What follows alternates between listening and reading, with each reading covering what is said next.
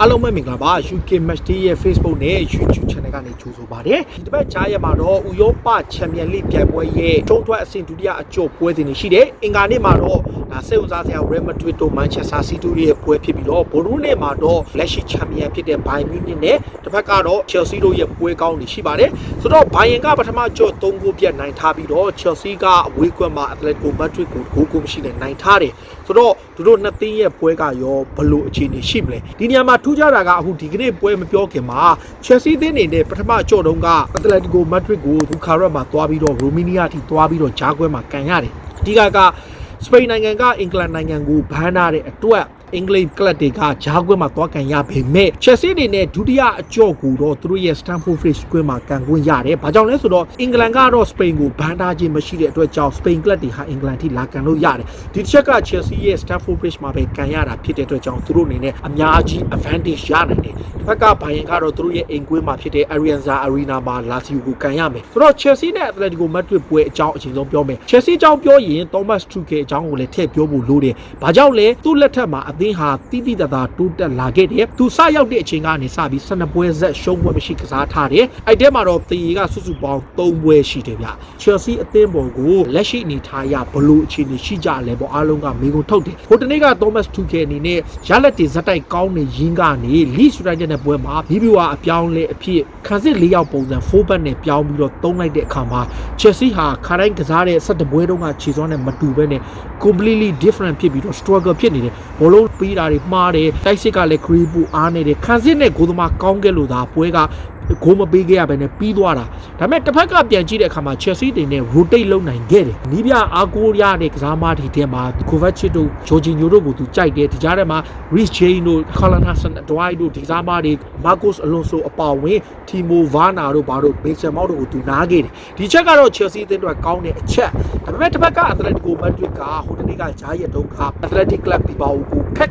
ကစားပြီး2-1နဲ့နိုင်တယ်နိုင်တာလဲ Luis Suarez ကခြေစွမ်းပြပြီးတော့2ပဲအနိုင်ကိုသွင်းသွားတာဆိုတော့တီကိုအနေနဲ့လာလီဂါမှာ struggle ဖြစ်နေပြီးမှခုနောက်ပိုင်းမှာရလက်လေးတွေပြန်ကောင်းလို့ထိတ်ကနေဘာဆိုနာနဲ့ Real Madrid ကိုအမှတ်ပြန်ဖြတ်ထားတယ်လက်ရှိနေထားရ Chelsea ကပထမအကျော် Atletico Madrid ကွင်းမှာဂိုးကုန်ရှိနေနိုင်ထားတယ်အဝေးကိုရထားတယ် Olivier Giroud ရဲ့ bice kick နဲ့ပဲ Chelsea နိုင်ထားတယ်ဆိုတော့ဒီပွဲမှာဟိုတနေ့ကအနာပေးထားတဲ့ကစားသမားတွေထဲမှာအပြောင်းလဲတွေလုပ်နိုင်တယ်တေချာတော့ Hakansian နဲ့ Kai Havertz တို့ Christian Pulisic ကိုသူသုံးဖို့တိတ်မသေးကြဘူးဘာကြောင့်လဲဆိုတော့ Leeds နဲ့ပွဲမှာသူ chance ပေးခဲ့တယ်ဒါပေမဲ့ဒီကစားသမားတွေဟာနီးပြ impress ပြီးအောင်ဆွမ်းဆောင်နိုင်ခြင်းမရှိလို့ဘောလုံးအပြက်တွေတိတ်မားတဲ့အခါမှာဒီပွဲမှာတော့တေချာတယ်ထောင်တိုက်စစ်မှုပြ Giroud နဲ့ဒီဘက်က Mason Mount maybe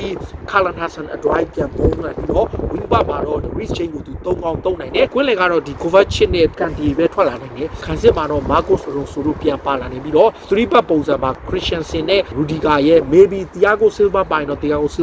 Silva မပိုင်တော့ Azpilicueta ကစားနိုင်တယ် Atletico Madrid ကတော့အခုဟိုတနေ့ကကစားတဲ့ပွဲမှာရောအခုနောက်ပိုင်းမှာကြီ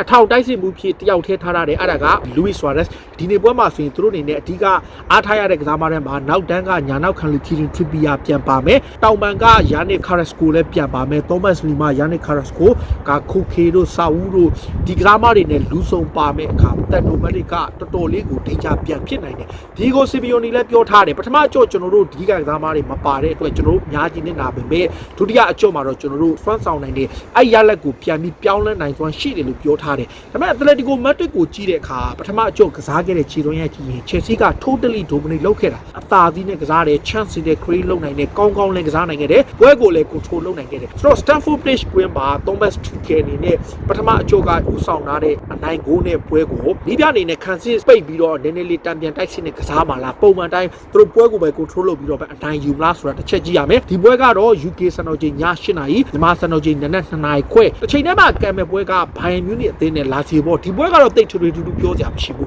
ပထမအကျော်ရောမမြို့က Olympico ကွဲမှာ Bayern က Lazio ကို3ဂိုးပြတ်နဲ့နိုင်တယ် Lazio အသင်းကအသင်းကောင်းတစ်သင်းဖြစ်ပေမဲ့ Bayern Munich နဲ့ကြတော့အရန်ကွာခြားတယ်နောက်တစ်ခုက Lazio ပေးလိုက်ရတဲ့ဂိုးတွေကလည်းသူတို့ရဲ့အမားတွေကနေပေးလိုက်ရပေမဲ့ Bayern Munich ရဲ့ကစားမဖွဲ့စည်းပုံစိတ်ပိုင်းဆိုင်ရာရုပ်ပိုင်းဆိုင်ရာဒီပြရဲ့နီးဗျူဟာတွေကအဆအဆရာကွာတယ်ဒါကြောင့်ဒီပွဲကတော့အရန်ကို simple ပဲ Bayern ဟာအင်ကွင်း Arena မှာချေချောစရာမရှိဘူးပထမကြော့က3ဂိုးပြတ်ဆိုတဲ့ရလတ်ဟာသူတို့ကိုနောက်ဆင့်တက်ဖို့တိတ်မခတ်ဘူးသူတို့အနေထားရဘယ်လိုပဲဖြစ်ဖြစ်နောက်ဆင့်တက်တယ် Bayern အနေနဲ့ဒီနေ့ရာသီမှာခြေစွမ်းအရန်ထက်နေသူတို့ပြီးခဲ့နှစ်ကဖလား3လို့ပြိုင်ပွဲတော့မရှိဘူးသူတို့ရဲ့ ရဲ့ဒီဂျာမန်ဖလားမှာသူတို့ထွက်သွားခဲ့တဲ့ခါမှာ Bundesliga နဲ့ Champions League ဟာသူတို့ရဲ့ main target လက်ရှိနေထားရ Bayern Munich ကိုတားဆီးနိုင်တဲ့အသင်းဆိုလို့လက်ချိုးရည်လို့ရတဲ့အချိန်မှာ Hansi Flick အသင်းကတကယ်ကိုကောင်းနေတဲ့အသင်းဆိုတော့အိမ်ကွင်းမှာနောက်ထပ်ရလက်ကောင်းတစ်ခုနဲ့ Bayern အနေနဲ့အခြေအနေကောင်းနိုင်သေးတယ် Bayern ဘက်က Lewandowski အနေနဲ့ Haaland ရဲ့သွင်းဂိုးစံချိန် Kylian Mbappe ရဲ့သွင်းဂိုးစံချိန်ကိုချိုးနိုင်မလားလက်ရှိဒီတစ်ရာသီမှာတော့ Haaland က Champions League မှာ10ဂိုးထိသွင်းထားတယ် Lewandowski ကတော့အခုလောလောဆယ်မှာပြီးခဲ့တဲ့နှစ်ကဂိုးအများကြီးသွင်းပေမဲ့ဒီနှစ်က Haaland ကဖြတ်ထားတယ်ခြေစွမ်းရတော့ Lazio အနေနဲ့လုံးဝမရှိနိုင်ပါဘူး Bayern ပဲအခြေအနေကောင်းပါပါဒီပွဲကလည်းည8နာရီမြန်မာစံတော်ချိန်နနက်2နာရီခွဲဆိုတော့ပထမ Chelsea နဲ့ Atletico Madrid ပွဲကိုပြန်ကြည့်ရင် Diego Simeone ဟာ Liverpool ရဲ့ Anfield ကွင်းကိုလာပြီးတော့3ဂိုး1ဂိုးနဲ့နိုင်ထည့်ထားတဲ့အဆင့်လာရှိတယ်ပြီးခဲ့တဲ့နှစ်ကပထမအကြော့မှာသူတို့ဂိုးမရှိသေးကြပြီးတော့မှဒုတိယအကြော့မှာလာနိုင်ထားတဲ့အဆင့်လာကြောင့် Chelsea အနေနဲ့လည်းပို့လို့မရဘူးဒါပေမဲ့ Chelsea အသင်းက Thomas Tuchel လက်ထက်မှာတိုးတက်လာတဲ့အချက်က Premier League 10ပွဲမှာပေးဂိုး2ဂိုးပဲပေးထားရတယ်တကယ်လည်းအမတန်ကောင်းတဲ့ခြေစွမ်းမျိုးပြသထားလို့ခံစီရောတိုက်စစ်ရောတော်တော်လေးကောင်းတယ်တိုက်စစ်ကတော့နည်းနည်းလေးအားနည်းနေစေဖြစ်တယ် chance တွေ create တဲ့ပိုင်းမှာတော့မဆိုးဘူးတိုးတက်လာပေမဲ့သူတို့ရဲ့တိုက်စစ်ထက်ခံစစ်ကတော့ပူစိတ်ချရတယ်ဒီချက်က Thomas Tuchel ကိုချီးကျူးရမယ်ဆိုတော့ Atletico Madrid ရဲ့ Luis Suarez တို့ Correa တို့ João Felix တို့ရဲ့တိုက်စစ်အတွဲကရော Chelsea ခံစစ်ကိုဂိုးသွင်းနိုင်ပါမလား Thiago Silva ပါရင် Chelsea ခံစစ်ကပိုကောင်းတယ်လို့ဆိုပေမဲ့ Christensen ကလည်းအခု Thiago Silva မရှိတဲ့တစ်လျှောက်လုံးမှာတောက်လျှောက်ဥဆောင်ကစားရင်က Chelsea ဆန်နဘက်မှာမရတာ Zuma လို့ကစားမတော့နေရာမရဘူးဆိုတော့ဒါ Thomas Tuchel အနေနဲ့ပြီးခဲ့တဲ့နှစ်က PSG တင်းကို Champions League ဘူလူပွဲရအောင်ဆွမ်းဆောင်ပေးထားတယ်လက်တလုံးမှာလည်း Chelsea တင်းကိုပထမအကြော့မှာအဝေးကွင်းမှာနိုင်ထားတယ်ဒီယာဒီမှာ Thomas Tuchel ဟာသူ့ဘော်ကိုမေးခွန်းထုတ်နေတဲ့မေးခွန်းတွေအားလုံးကိုသူအနိုင်ကစားပြီးတော့သူအဆုံးသတ်ပြတယ် Liverpool ကို Anfield ကွင်းမှာနိုင်တယ် Tottenham Hotspur ကိုအဝေးကွင်းမှာနိုင်တယ် Atletico Madrid ကိုအဝေးကွင်းမှာနိုင်တယ် Manchester United ကိုတီးကြတယ်ရလက်တွေအားဖြင့်ပွဲကြီးတွေမှာသူလုံးဝရလက်ကောင်းထားတာကိုကြည့်ရင် Tico နဲ့ Diego Simeone တကယ်ကိုခက်ခဲမဲ့ပွဲ Atletico Madrid အနေနဲ့ Liverpool နဲ့ပွဲတုန်းက